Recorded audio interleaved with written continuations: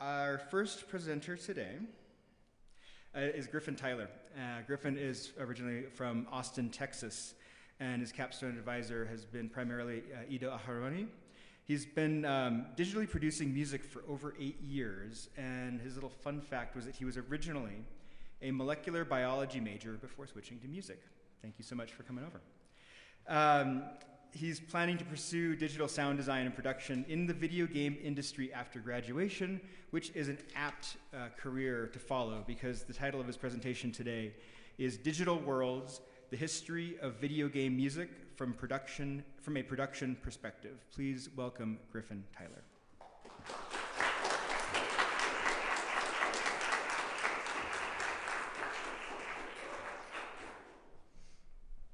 Hello.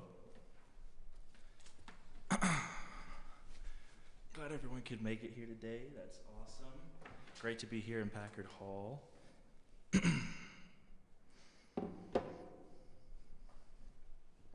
Yeah, so I'm Griffin Tyler, and thank you all for coming today. I'm so happy to have the opportunity to actually be present in Packard Hall, given the state of the COVID-19 pandemic, so thank you to everyone who made this possible. I would like to begin by stating that this project represents a creative attempt of mine to demonstrate how the music of video games has changed over time from the 1980s to the present. I've composed and digitally produced a video game soundtrack for 4 imaginary games, one from each decade, and I hope to share these with you to achieve that goal. I should note before proceeding that in each of my soundtracks, I utilized a simple and easily recognizable motif somewhere in the melody. This was an idea I had from the beginning of my project to tie all of the soundtracks from different eras together, to show you how this melody can be developed through different styles and genres and produce a unique soundtrack. Here is the melody as a solo. Try to listen for it in my pieces when I share them with you.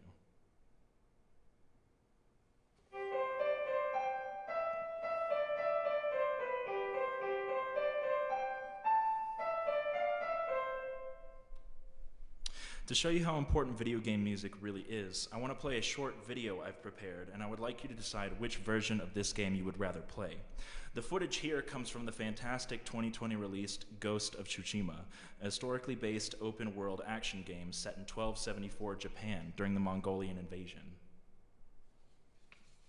You play as Jin Sakai, a fictional heir to a prominent samurai clan fighting for control of his war-torn home. You can see him here riding through a field of pampas grass as the player explores the region. The graphics are beautiful and as realistic as modern-day video games can get. However, you'll notice there is no audio in this clip. This is the game with no soundtrack, no sound effects, or music. Now we're going to see that clip again, this time with the soundtrack as the developers intended the game to be played. You'll hear the sound of the wind and the gallop of your horse. Listen to the orchestral soundtrack swell around you, breathing life into the scene.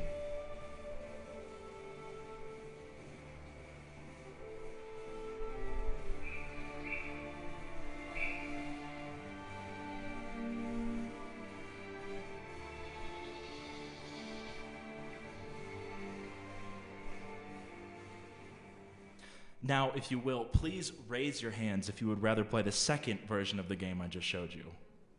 Of course you would. The music and audio in this clip is just a small taste of how much music adds to a game in terms of atmosphere and immersion. Games can offer so much to players of any age, like entertainment, creative freedom, or just something to spice up a Friday afternoon stuck in the social isolation of a worldwide pandemic. Video games have always been somewhat popular, now more than ever, and their soundtracks are what really bring them to life. Now I'd like to take you on a tour down memory lane as we examine the history of game music, where it came from and how it was developed. How do we get from a game that sounds like this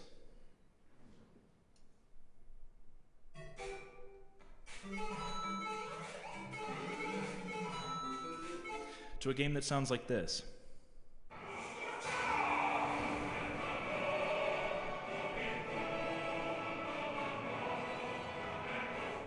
I could listen to that soundtrack all day. Let's start with the beginning, the 1980s. And don't worry, I won't be talking about every game soundtrack to ever be developed. We would be here for quite some time. The most popular systems for playing video games at the time were home consoles like the Nintendo Entertainment System, using small cartridges that would hold all the data for a game, or arcade machines like the one you see here, which usually just held the data for one game to be played by many people at an arcade. Most of these systems had a programmable sound generator, or a PSG, installed, a simple sound card that would produce music with sound waves. The PSG usually only allowed for 3 to 6 channels to be played, meaning you would only ever hear a maximum of 6 voices at once. This music was characterized by fast-paced and exciting melodies, usually played on square wave channels, bass frequency harmonies with triangle wave channels, and early percussive elements using noise channels. This video game music had a distorted quality due to the 8-bit processing limitation of the machines they were played on. And speaking of software limitations, a huge factor that determined how much and what kind of music you could produce for a game during this time was data storage space. The machines of this decade could only hold a very small amount of data compared to today. Some games had as little as 0.23 megabytes of storage space. That is over 1/1,000,000th the size of the average data storage for a new iPhone X. Due to the storage limitation, composers had to be conservative with the music they produced for these games. It didn't help that game companies were often more interested in better graphics and gameplay than music. For this reason, the music of these games was often quite limited and was usually composed of small segments that would be played on a loop. Now let's move on to my own 1980s video game soundtrack. Level 1. I structured this piece based on the idea of small looping sections, inspired by the soundtrack from Dig Dug, which featured music that would go into double tempo as the player reached the end of a level, and the soundtrack from Super Mario Bros. I wrote the piece, as with the others, as if it was an actual soundtrack for an imaginary game from this decade. If you look closely at this screenshot of the project file, you'll notice it doesn't seem too complex. That's because in order to give this piece a more retro and authentic sound, I only utilized 4 channels at once, just like the PSG. By channels, I'm referring to these horizontal slices of green blocks. These are Midi notes that are read by a synthesizer plugin to play the melodies of this track. 2 channels used a square wave for melody and counter melody. 1 channel used a triangle wave for bass. And the last channel below the others here is made up of distorted white noise to emulate percussion, just like the composers from the 80s. At the bottom of the screenshot, you'll notice a bunch of plugins with lines and knobs. These are all audio effects I utilized to further give the track an 8-bit distorted quality. So here we have the main sort of loopable sections of my soundtrack. This first sample is the sound of a player turning on the game and navigating through the menu. These sounds are very short and not very melodic, just adding a little flavor to the overall piece.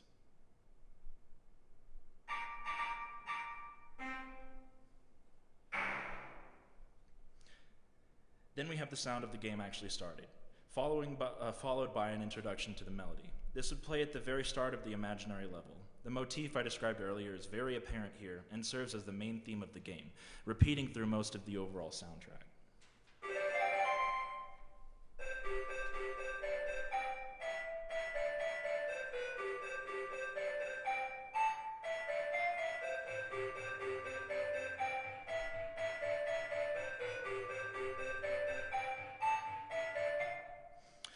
This part of the soundtrack is the melody and counter melody together, and would likely be the normal loop that plays as the player explores the game.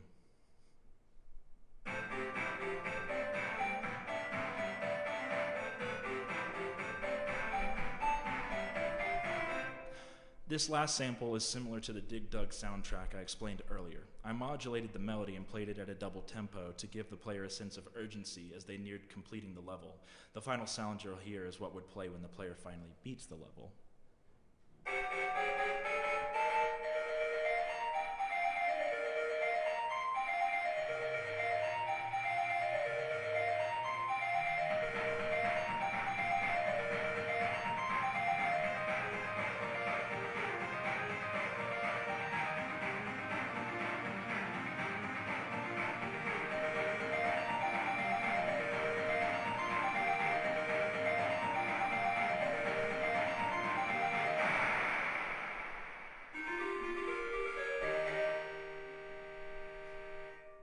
As with all my other soundtracks, this one can be played from start to finish as a whole complete musical piece. But in the essence of time, I will be presenting them in this broken up way to highlight the most important sections. Now let's move on to the 1990s. With the dawn of the 90s came a new era of video gaming. Arcades were still around, but they were slowly going out of style. Home consoles, on the other hand, were steadily on the rise. Some notable examples include the Nintendo 64 and the PlayStation 1, which opted for CD-ROM instead of cartridges like its predecessors. Additionally, I should note that PC gaming was also starting to gain popularity, using CD-ROM games as well. This is the Commodore 64, one of the first personal computers to reach the market. It was actually released in 1982 and had some of the first PC games, but I decided to include it here because PC gaming didn't really take off with popularity until the 90s. With the advent of new technology came new ways to make music. A popular new option for composers was a music tracker.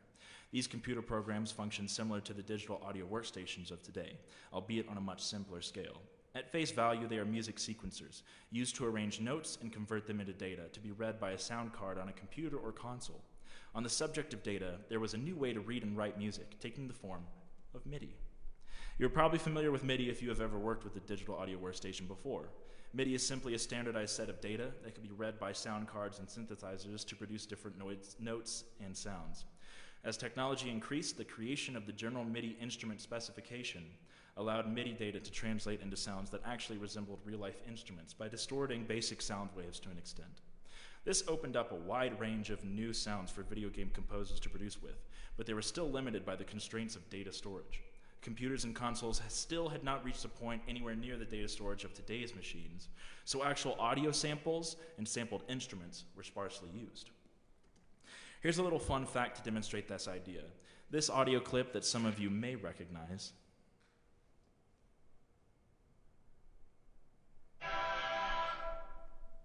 was played at the beginning of Sonic the Hedgehog for the Sega Genesis in 1991.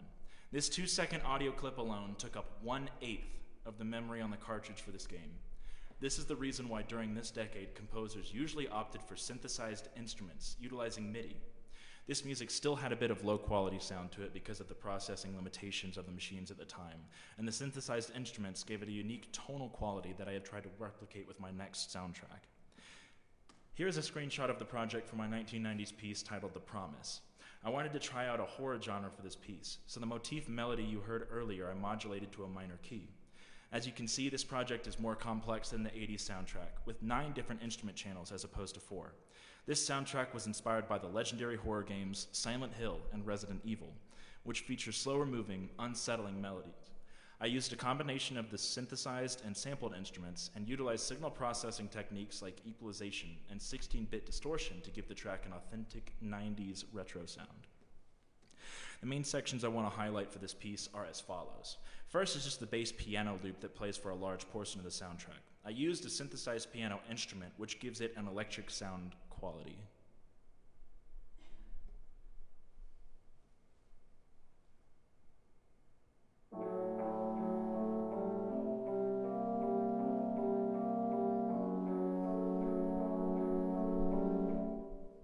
Next, the main melody comes in. You should be able to recognize the motif here played on the same synthesized piano in the minor key.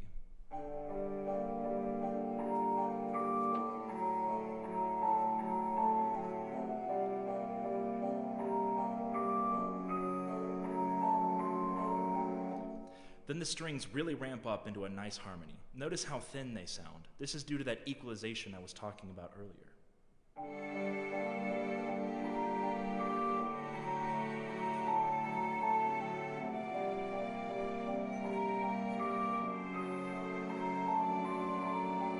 And finally, we have the melody and counter melody played together.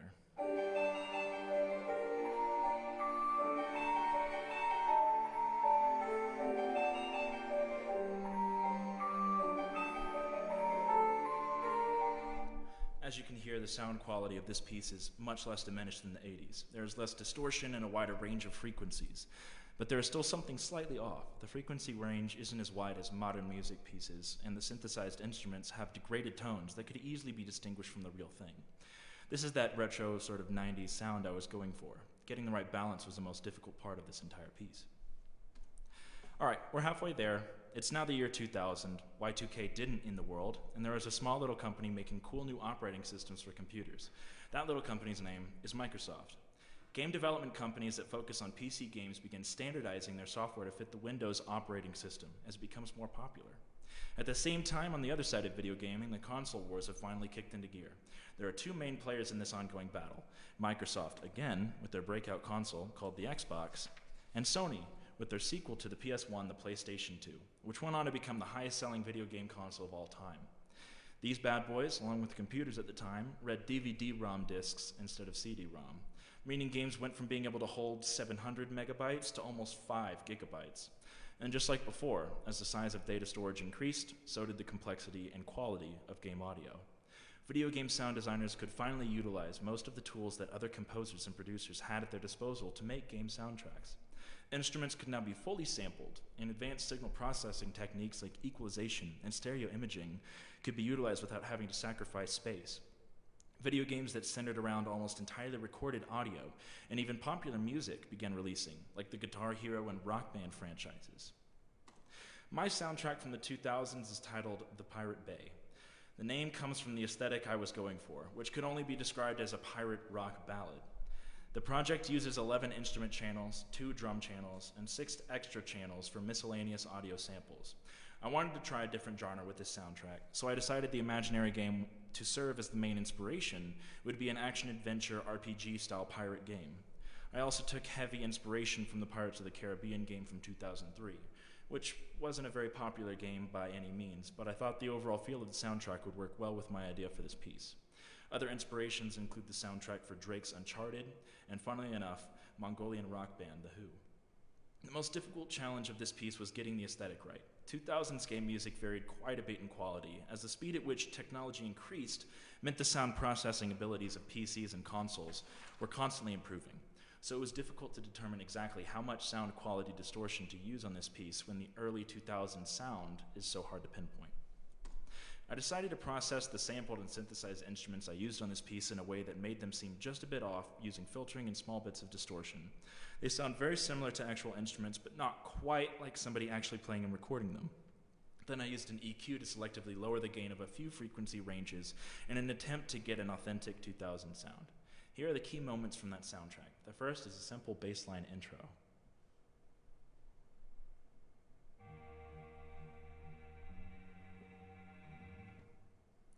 Next is the main melody for the piece. You'll notice it isn't the motif from before. I decided to make the motif a counter melody in this piece for some nice variation. I used the guitars to give this piece a rock and roll feeling to match the action-adventure genre of the imaginary game.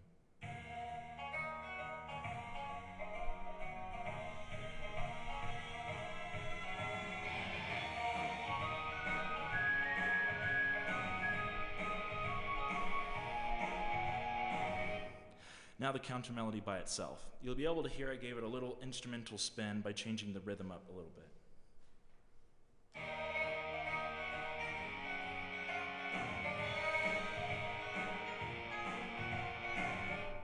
And finally we have the melody and counter melody together for the climax of the piece.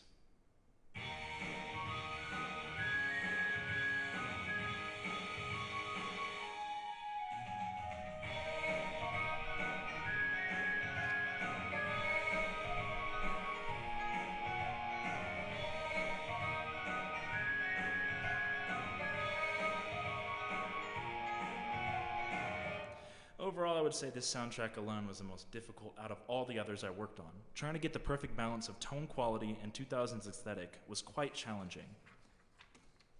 We finally made it, good old 2010s, the modern era of video gaming. As computers and consoles get beefier and can store more data, video game companies realize they can save money by opting to sell their games for download rather than spending resources on physical copies. This leads to consoles developing online stores, like this PlayStation 4 page, and third-party developers hop on the trend and introduce their own online stores for PC games, like the Steam library by Valve. This means the only limit to how big a game can be is based solely on a player's hardware. Additionally, the idea of virtual reality games popularized in media like Ready Player One becomes more of a reality than a futuristic dream, and players are able to explore worlds much more vast, realistic, and beautiful than ever thought possible. The modern-day video game is nearly indistinguishable from its predecessors, looking more like a movie than a computer-generated world, and it doesn't stop at graphics. The machines used to play games can now play audio at a quality limited only by your sound system. Gone are the days of bit distortion and limited frequency ranges. Every possible audio frequency is at the fingertips of composers to create with. Every possible instrument, synthesizer, and recorded sample can be used. The sky's the limit, and that made working on this last piece so incredibly fun. As you can see, this project is much more complex than any of the others before it. I used 48 different Midi instrument channels and an extra 18 different drum sample and recording channels, which you can't see in this screenshot because I've got them compressed into a group at the bottom for easier editing. I wanted to try the fantasy genre for my last piece, so I was inspired by the popular games Skyrim and Breath of the Wild, which have prominently epic orchestral themes. The music in these games is regarded as some of the most popular video game soundtracks of all time, and I highly recommend you take a listen to them on your own. Though I wish I could share with you every small detail that went into this final piece, I'm almost out of time, so I have chosen four distinct sections of importance, just like the other soundtracks I've shared. This first sample is a piano intro with a solo cello underneath to provide extra harmony. You'll notice the motif from the previous tracks sneakily added into the melody here at the end. This particular chord progression was actually inspired by a segment from the prelude La Fille by Claude Debussy, one of my favorite solo piano compositions.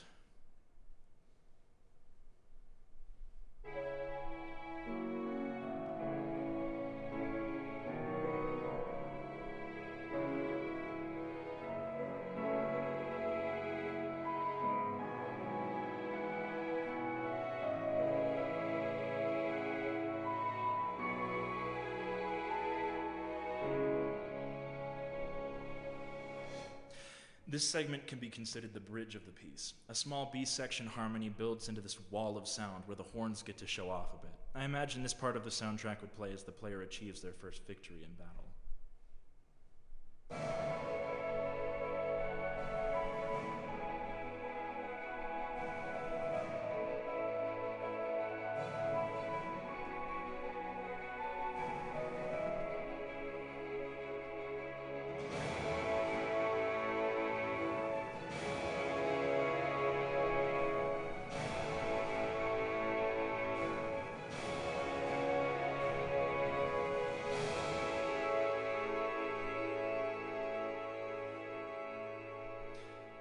Now we finally reach the true climax of the piece, a slow progressive return to the main melody with thunderous orchestral drums to inspire excitement in the players as they approach their final battle.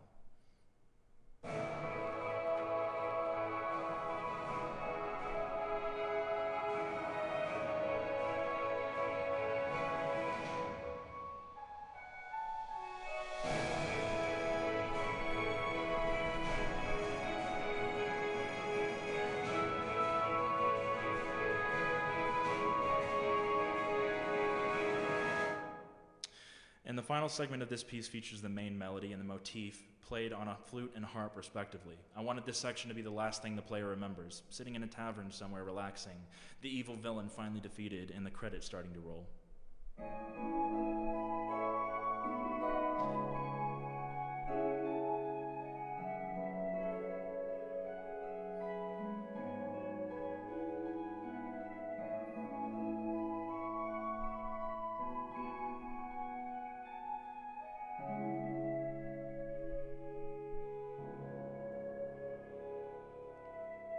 So those are the pieces I composed. I hope that after the history lesson I was able to get you excited about game music if you weren't already. In conclusion, these video game soundtracks have changed so much through the years, and as we keep moving forward, this industry will only continue to grow. With new tech like virtual reality being introduced, the idea of a full dive VR experience where you can interact with these digital worlds in ways never before imagined seems just around the corner. And with that novelty comes the excitement of new creative music. I, for one, can't wait to see where video games take us next. And I'd just like to give a brief thank you to all of my acknowledgments here. Everyone on this list helped me in some way to bring this presentation to life, so thank you all.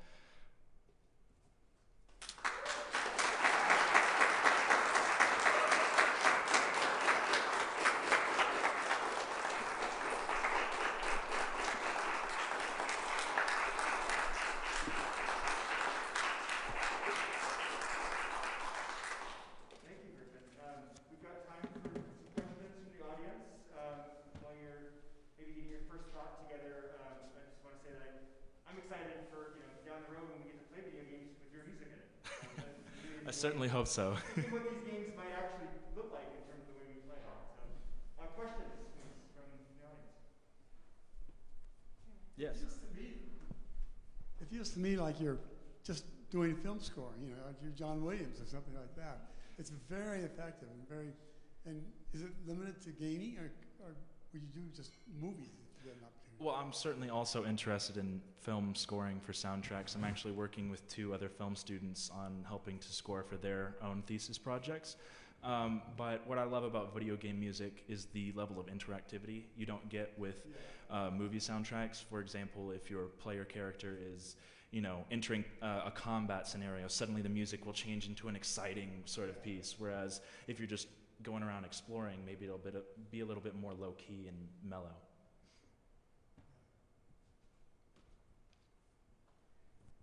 Did you record any instruments yourself? Was that the entire last piece all Midi?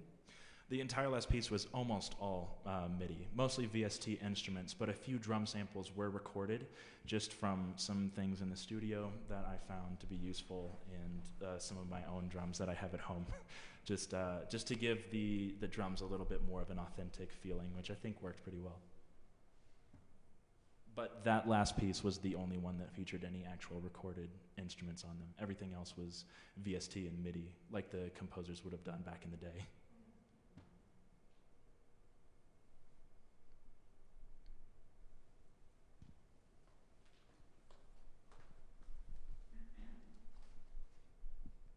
Right at the end, you mentioned the future of video games and virtual reality.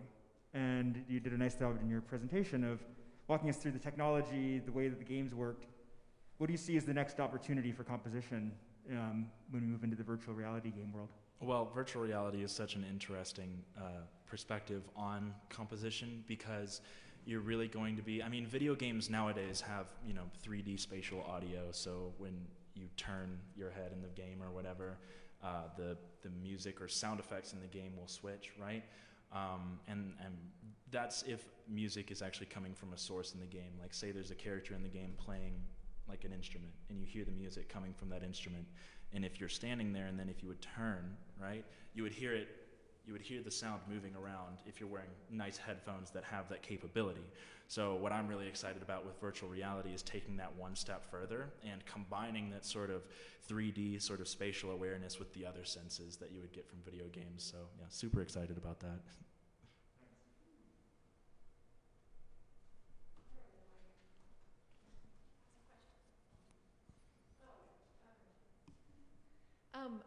First of all, thank you so much, Griffin. So wonderful to hear this, and just so, your compositions are so cool, and the presentation was so well organized. You may not know the answer to this, but thinking about popular music history from the 80s through now, I wonder to what extent, these creators, although they were limited technologically, are they thinking about stylistically what's going on in the popular music scene, that they might want to embed that into the games so that the players can recognize a sound or something like that? Yeah, absolutely. And sort of what you were talking about, recognizing the sound from the players, was something that composers had at the front of their minds almost always when making game music, especially in the arcade era, because these machines would be playing the music constantly, even when the machines weren't being used, to sort of attract players like flies to a light or something to bring them in to play the game. But some notable examples, I remember there being an arcade game, I can't remember the exact name, but it was a horrible game, by the way, but it utilized this, the soundtrack was entirely played on a tape that had an album by the band Journey. And that was it, that was the soundtrack. They would just put in this tape and then rewind it every once in a while and have it play.